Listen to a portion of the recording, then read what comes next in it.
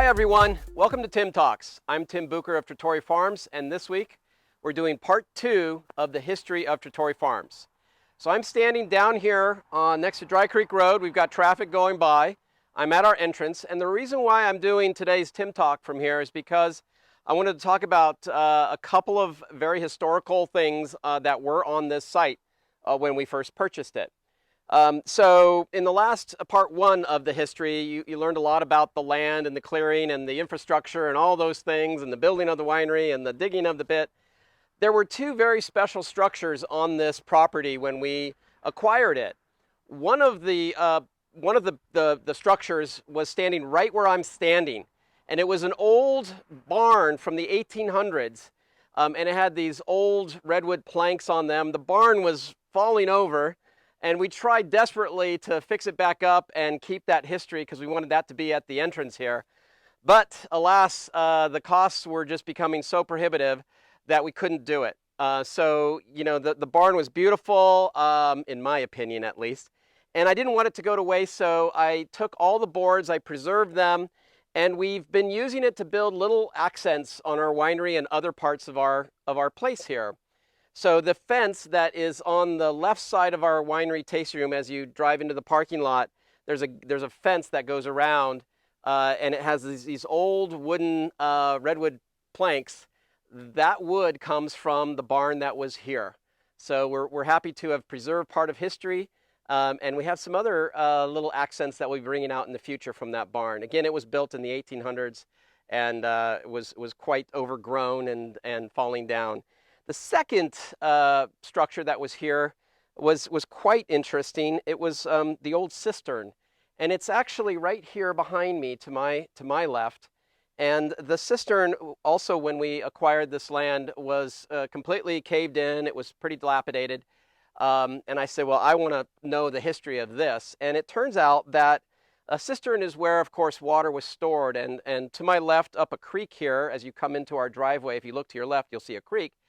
There was a spring, and that spring is what fed the cistern. So back in the 1800s, Dry Creek Valley was a resort. There was a train track that went through here, and Dry Creek General Store was one of the stops. But there wasn't a lot of water because Dry Creek back then was truly dry. Lake Sonoma, which has come in now, has made it flowing year-round. But the folks who lived here or who vacationed here, they got their water from only a couple of sources. And one of the sources was this cistern that this property supplied. So we took off the roof that was all collapsed in, kind of patched up the inside, built a new roof, and I wanted to do something really special. So Dry Creek Olive Company, which is the brand of our olive oil, has a really, in my opinion, kind of old-looking logo. And I got an artist from the town of Healdsburg to paint it on the cistern, so that it looked like the original or an original logo from, you know, way back when. So that's a little story about the 2 historic structures that we had on the site as part of our history, and one of them greets you every time you come and visit us. The other thing that happened as part of our history is we built the Olive Center, and the Olive Center came years after the winery. It took, I don't know, another 100 permits or so, and we had our mill set up about 3 miles down the road. The one thing that I found quite interesting is that the stones for the mill were so heavy that we actually built the foundation for the stones first.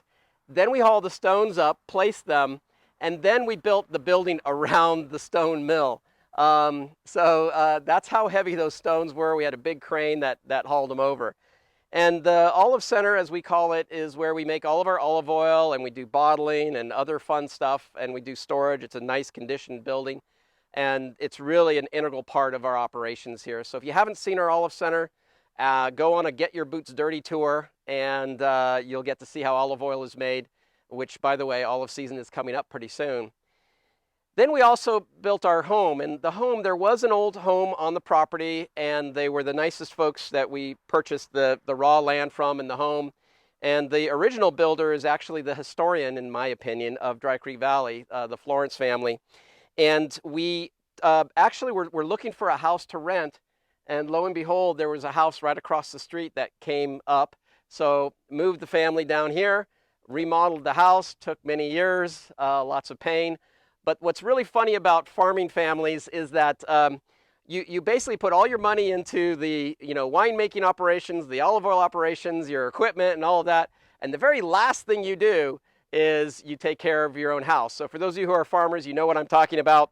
That was the last thing that we did on this property. Although we are building a new wine storage center now, as you may have seen from a Tim talk a few weeks ago. So anyway, that's part 2 of our history of Trattore Farms. Really appreciate everyone's support. Thank you so much. It's still a challenging time for so many in the hospitality and other industries, so we greatly appreciate your support. Please subscribe to our YouTube channel, and with that, I will see you again in 2 weeks. Bye-bye, everyone.